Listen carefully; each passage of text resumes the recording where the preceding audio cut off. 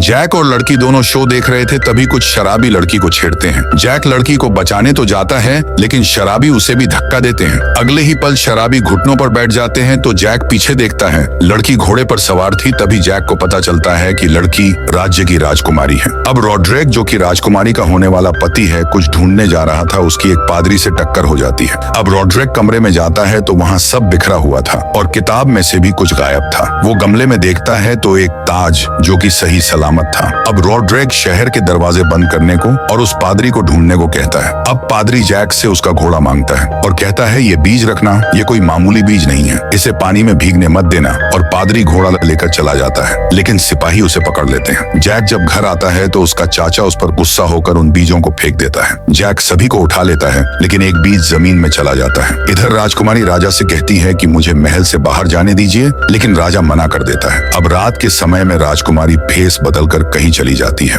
बारिश की वजह से राजकुमारी एक घर की तरफ देखती है। वो जैक का घर था। राजकुमारी जैक से मुंह छुपाकर रख रही थी। इधर जमीन में पानी जा रहा था और बीज भी गीला हो रहा था। जब जैक राजकुमारी को पहचान जाता है तो वो घुटनों पर बैठ जाता है। राजकुमारी अब उसे मेरा नाम इजाबेल है ऐसा कहती है और जैक भी उसका नाम बताता है। तभी पूरा घर और जमीन हिलने लगती है। जो बीज जमीन में गिरा था वो अब विशाल बेलों का रूप धारण कर रहा था। जैक घर के बाहर गिर जाता है, लेकिन इजाबेल घर के साथ ऊपर की ओर जा रही थी। जैक उसे बचाने की काफी कोशिश करता है, लेकिन वो नाकाम रहता है और इजाबेल के एक जेवर को लेकर नीचे गिर जाता है। अगली सुबह जैक राजा को बेहोश मिलता है। जागने के बाद राजा जैक से इजाबेल के बारे में पूछता है। जैक ऊपर की ओर इशारा करता है। अब जैक, राजा का सेनापति अल्मोंड, रॉड्रिक और कुछ सिपाही ऊपर इजाबेल को लाने जाते हैं। अब रस्सी को लटक के अल्मोंड बेलों के उस तरफ जाता है, लेकिन जैक काफी डरपोक था, फिर भी वो हिम्मत करके उस तरफ जाता है। अब रात का समय आता है और जोरों की बारिश भी थी। कुछ सिपाही रस्सी से लटक कर गिरने की कगार पे थे।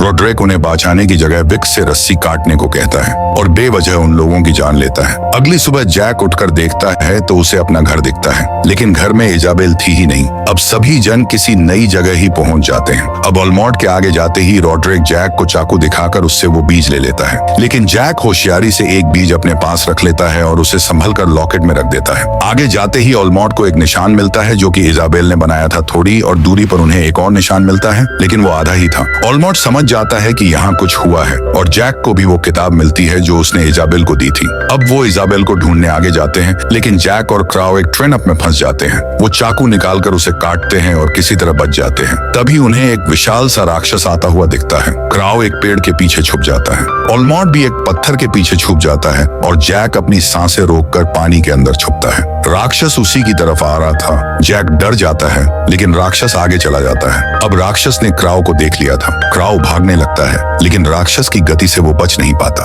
अब ऑलमोंड उसे बचाने जाता है, लेकिन राक्षस उसे भी पकड़ लेता है। जैक उसका पीछा करने लगता है। इधर रॉड्रिक फिर से बेवजह सिपाही को नीचे फेंकता है, लेकिन तभी एक राक्षस पीछे से आकर विक को उठाकर चबाता है। रॉड्रिक कुछ सोच पाए उससे पहले एक और राक्षस आ जाता है, लेकिन तभी रॉड्रिक उसे एक ताज दिखाता है। इधर इजाबेल को राक्षस उससे धरती तक जाने का रास्ता पूछता है, लेकिन वो नहीं बताती। अब राक्षस दूसरे राक्षसों को इजाबेल दिखाता है और कहता है, ये रही हमारे दुश्मन राजा एरिक की वंशज। तभी दूसरा राक्षस क्राउ और ऑलमोंड को लेकर आता है और क्राउ को खत्म कर देता है। अब जैक की तरफ भी राक्षस आ रहे थे, लेकिन जैक किसी तरह से बच जाता है। अब इधर रॉड्रिक राक्षसों के बीच आता है और सारे राक्षस उसे राजा मानने लगते हैं, क्योंकि उसके सर पे वो ताज था। अब ऑलमोंड और इजाबेल उससे कहते हैं, अच्छा हुआ तुम आ गए, अब हमें खोल दो। लेकिन रॉड्रिक राक्षसों से कहता है, अब हम धरती पे जाके राज करेंगे। अब ऑलमोंड और इजाबेल को समझ आ गया कि वो धोखेबाज है। अब जैक राक्षस के हाथ में इजाबेल को देखता है, लेकिन थोड़ी देर बाद एक राक्षस अपने ही नाक से माल निकाल कर खा रहा था और ऑलमोंड का आटे में रोल बना रहा था। ये सब देखकर इजाबेल काफी डर जाती है। अब जैक पहले तो ऑलमोंड को चाकू देकर आता है, जिसकी मदद से वो छूट पाएगा।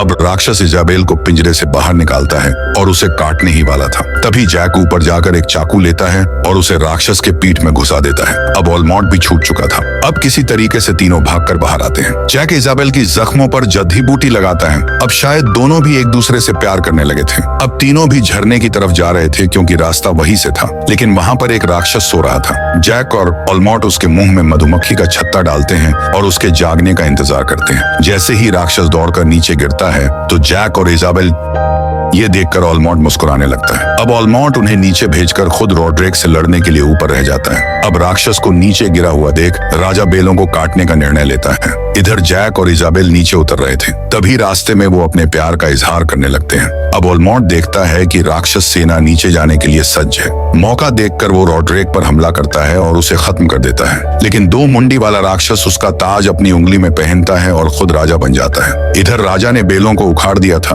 और ऑलमॉट भी उससे लटक कर नीचे जाने लगता है और राक्षस ये सब देखते ही रहते हैं। इधर जैक और इजाबेल भी एक बेल को लटक के कूद जाते हैं और मरते मरते बचते हैं। ऑलमॉट भी पानी में कूदकर अपनी जान बचा लेता है। अब राजा इजाबेल को देखकर काफी खुश हो जाता है। अब इजाबेल जैक से कुछ कहने वाली थी, लेकिन राजा उसे बुलाता है और वो दोनों महल की ओर निकल जाते हैं। ऑलमॉट और रॉड्रिक की लड़ाई के दौरान छूटी हुई पोटली ऊपर राक्षसों को मिल जाती है जिसमें बीज थे। अब राक्षस उसकी मदद से बेले उगाते हैं और नीचे जाते हैं। अब सभी राक्षसों से बचकर भाग रहे थे और इधर ऑलमॉट महल के चारों तरफ आग लगवा देता है ताकि राक्षस अंदर न आ सके। अब राजा और इजाबेल अंदर आते हैं, लेकिन जैक को थोड़ी ही दूरी तय करनी थी। जैसे तैसे करके जैक अंदर आ जाता है, लेकिन दो सर वाला राक्षस उसका पीछा करते हुए गेट को लटक जाता है, लेकिन तीरों की वजह से वो गिरकर जल जाता है। अब राजा इजाबेल को कहता है, दूसरे राज्यों को इशारा करके संदेश भेजो।